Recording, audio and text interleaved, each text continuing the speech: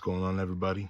This is Screenwriter Randall Rydell Russell, bringing you another episode of The Process, where I break down tips, tools, and insights, and just, every little thing in between when it comes to screenwriting and filmmaking. And again, this is the month of October, so everything's going to be horror related. And just like all the past episodes, we're talking horror movies. So let's get into it. Today was a very tough decision on the choices that I made, but today we're going to break down my top 10 favorite Stephen King horror adaptions. Now, there's so many that are great, there's so many that are good, so many that are and a lot that are bad.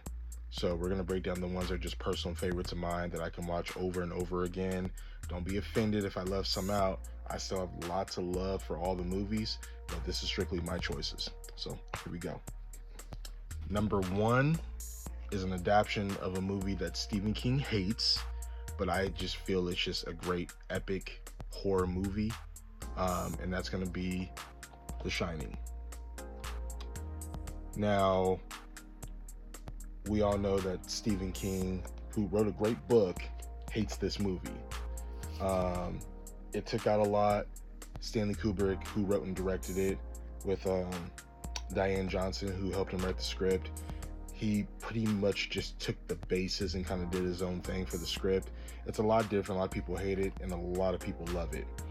It's not a good adaptation, but it's a great adaptation. It's more of a, let's take the basic premise and do our own thing. Jack Nicholson's crazy. I gotta thank Mike Flanagan for doing Dr. Sleep, because he took the Dr. Sleep book and the Shining movie, kind of meshed it to do a sequel that pays homage to both books. The Stanley Kubrick movie did its own thing with the movie. So, The Shining, definitely number one for me. Number two is actually the first Stephen King adaptation. We're talking about good old Carrie. Carrie is, I see why this movie messed with people growing up.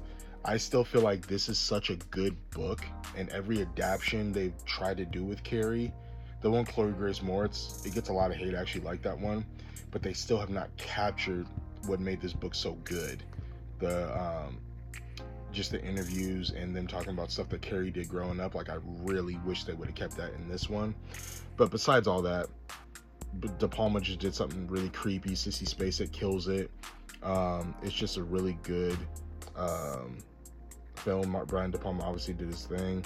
Lawrence D. Cohen, who wrote the script, did a good job adapting it for the most part, and I hold this up high for a Stephen King adaptation. So, Carrie. Next one is probably one of his best that I never get tired of watching. I never get tired of, talking about it with people. Changed a little bit from the book, but it's still so damn close to it. I gotta go with Misery. Misery, it was directed by Rob Reiner and written by William Goldman, William Goldman's one of the best screenwriters ever. This is just a dark, twisted, almost, it gives you cabin fever just kind of watching James Caan. I gotta get out of here. And Kathy Bates is creepy as hell in this movie. It just really makes you Stephen King's such a good writer, and if he can get good adaptions out of his material, it's always good if you have a good director and a good writer and good cast and everything, and this is bar none one of them. Misery. Okay, next is a little tough, because there was one movie that kind of did the whole book in one movie, but it left some stuff out, and there's another one that had two movies for both books, so it's a little different. So I'm not going to say it's a tie. I'm not going to say that. This is definitely going to be number 4 and 5, even though it's the same adaptation. So first we're going to go It. We're going to go 2017 It first. This book, as you can tell, is massive. It took me almost a year to read it when I was in high school. Neither adaptation has done the Ritual of the Chud. good. I don't know why they can't get that part right, but everything else they did great. What I love about this adaptation of the book that the first one didn't do is just it really captured what it's like to be a kid. Like it did it well in the original movie, but it was just too made for TV-ish, and it was kind of rushed. This one you actually got to get to know the kids, and Bill Skarsgård is a creepy Pennywise. There's just Andy Muschitti, he just knew what he was doing, and Gary Doberman, who wrote this with Cary Fukunaga and Chase Palmer. Gary Doberman ended up being the main writer going forward, even in part 2, but it's just really, it's still a good coming of age movie besides it being a horror movie. So the second It adaptation of 2017 is going to be number 4, and then the original It, the miniseries movie, that's going to be number 5. What I like about this one is nostalgic. This is one, like, I was afraid of this movie for years, but it's so nostalgic. This captures this a little bit different because the 2017 ones takes place in the 80s when they're kids instead of the 50s, like this one does. But I appreciate it being in the 80s just because I'm an 80s kid, so I love all that. But this was a good adaptation. It had a good kid cast, good adult cast. Tim Curry as this Pennywise, scary. So I really do hold this one up high too. I just prefer the 2017 one.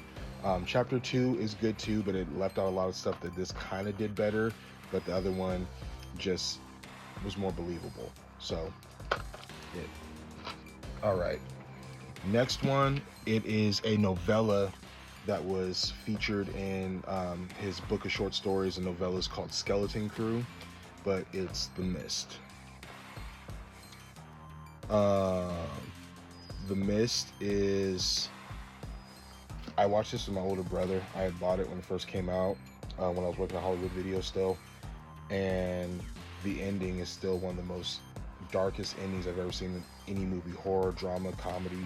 Well, you're not gonna get a dark ending in comedy, but you know what I mean. It's so Lovecraftian. It's Marcia Gay Harden is terrifying in this movie, and she's not even like one of the creatures. It's just a well thought out screenplay. Frank Darabont, who already did Shawshank and Green Mile, adapting a horror thing for Stephen King because he loves Stephen King. This movie just works on every level, and it's just a good adaptation of the novella. Everybody should watch this and read it. This next one is one of my favorite Stephen King adaptations because it's so well done, and one of my top 5 favorite directors did it.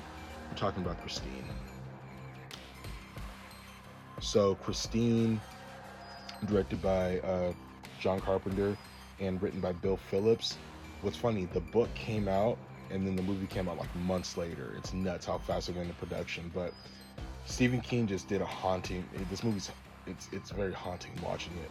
The car, the scenes with it rebuilding itself, the scenes where it's like messing with Arnie's mind and going after the bullies. It's on another level, and that's because Stephen King wrote this, and John Carpenter is a master at filmmaking. So you put the two of them together, you have greatness.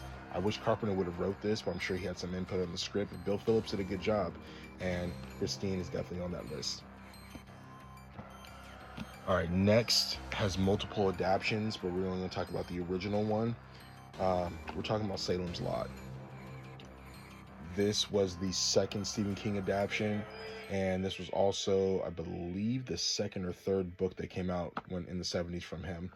This was a TV movie directed by Tobe Hooper, who we all know did Texas Chainsaw Massacre, and written by Paul Menashe. I talked about that before.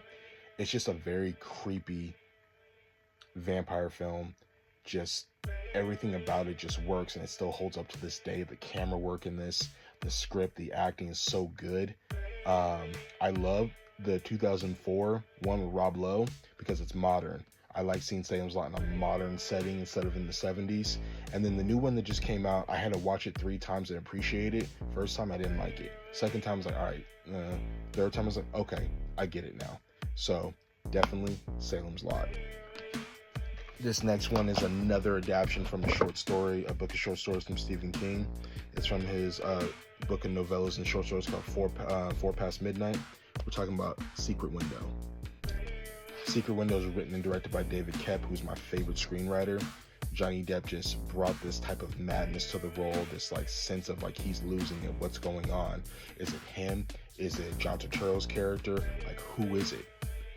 This movie still gets me on every time I watch it, so definitely if you have not watched this, please read the short story and then watch the movie. This is up there.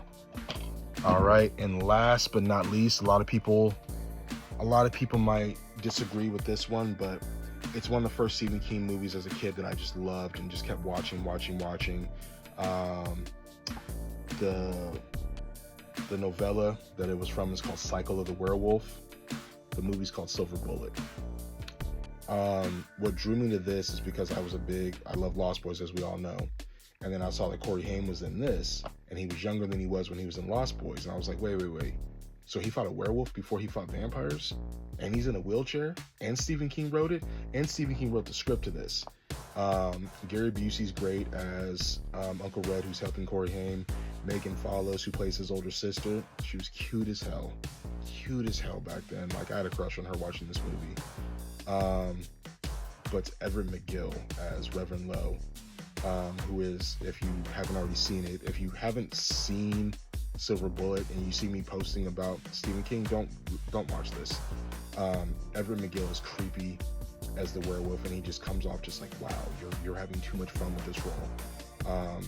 So yeah, this was also directed by Daniel Attias, who this is his only theatrical film. Everything else he did was all TV. But this is a childhood classic, and I will never stop watching it. So Silver Bullet. All right, well, that concludes tonight's episode. I really thank you guys all for continuing to watch and come through. We're going to have more stuff for you because we only got 13 days left with Halloween, or 12 days left, excuse me.